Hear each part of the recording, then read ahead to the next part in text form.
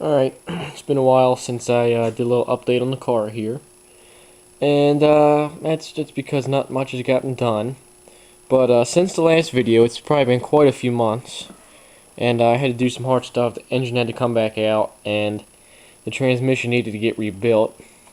It really didn't need to get rebuilt. It just had a few leaks and a little shifting issue that I probably could have taken care of with a few new seals and a nice inspection, but I finally decided to get it rebuilt. I took it to a car show once, and then I went to leave, and there wasn't no fluid in it, and that was a whole ordeal. But anyway, transmission, I got the transmission rebuilt, and then while I was out, I wanted to do a cam swap in the engine, which I did, but that's leading me into some more problems here. But that's alright, since it's 2 feet of snow on the ground right now, and I can't really drive it anyway, so. The problem here that I'm having with the cam is we did the break-in, and ever since as soon as we first fired it up, it had this loud tapping noise coming from the passenger side cylinder head right there. And I wasn't quite sure what it was, but it was happening as soon as we first cranked it over. And the initial problem was trying to get it started. The distributor was out of whack, not timing, but it was off like 2 or 3 teeth. I had to take it out and put it in there a few times to get it right. So the timing's okay for right now.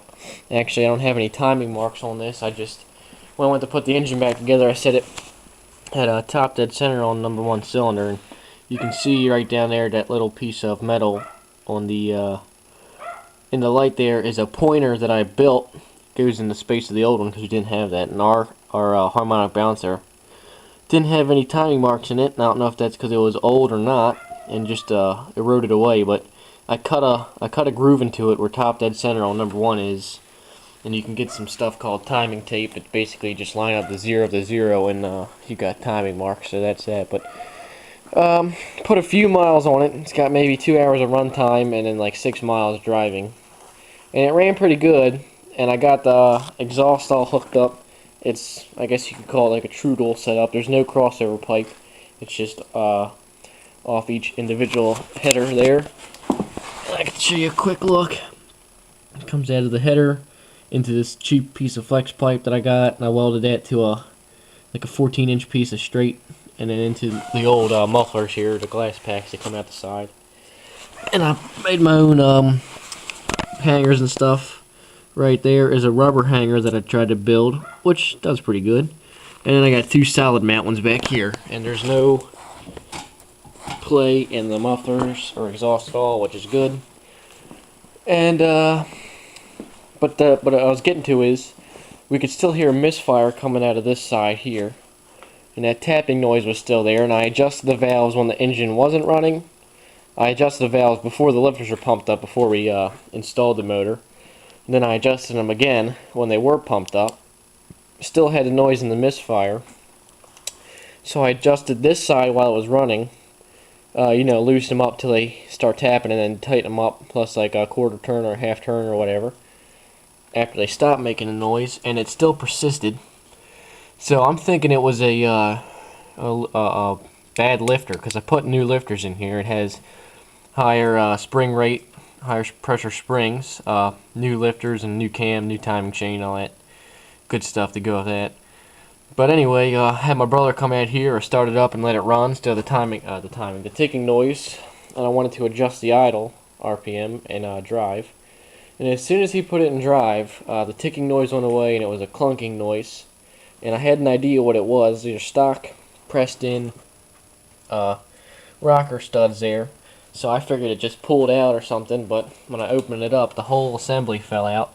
You can see there's a bolt in there now, but broke the rocker stud off, and here it is. Here we go. That's the stud, and you can see there's a break right here, which sucks. It broke down in the head, and that's the rocker ball and the nut on top, which sucks because it's been sitting like this for a while now, and as soon as I can finally drive it, it freaking breaks on me. But we're trying to figure out what it is. It's either push rod length, or we thought maybe the rocker arms didn't have enough space in there for the angle, but they got plenty more to move. So that's not the problem. maybe the lifter is collapsed and it won't pump up, causing it to be too loose, and that stressed it. I don't know. Also, what I noticed is that my adjuster nuts are all the way down at the bottom of the threads on the stud. So, I don't know what's going on there. So, we're going to try to replace just this one. Single, obviously you can see it's drilled out right now. It's not really drilled out. The old stud is drilled out 5/16 hole, and it was a 3/8. So, the friend of ours who's doing this is going to build a puller to pull the old stud out, and we'll put a new one in. Either screw in or press in just to see if it breaks off again, or if another one breaks, or maybe that was just an old fatigued stud. I don't know. There's too much to figure out. So you see I got these shavings in there I got to clean out, and coolant spewed out through the head because we drilled through, but we should be able to get away with it. I'm thinking it's a lifter because it had the tapping noise since the beginning and they were adjusted correctly, but I got no idea. So I'm trying not to pull the heads off because it's going to be $100 or so in just gaskets and head bolts. And plus, I just got, brand new gaskets for the headers and the intake manifold there. So, if worst comes to worst, the heads had to come off, and I'll just get, threaded screw-in studs all the way around. And I might just get upgraded rocker arms because these are stock rockers. So I might go with a roller rocker just because I'm spending all the money on it. But that's the little update. I know it's still like 8 minutes or whatever, or 7 minutes, but hey. So little things here and there, but really haven't made much progress, kind of going backwards. But hopefully shortly, when the weather starts warming up, I'll be able to drive it.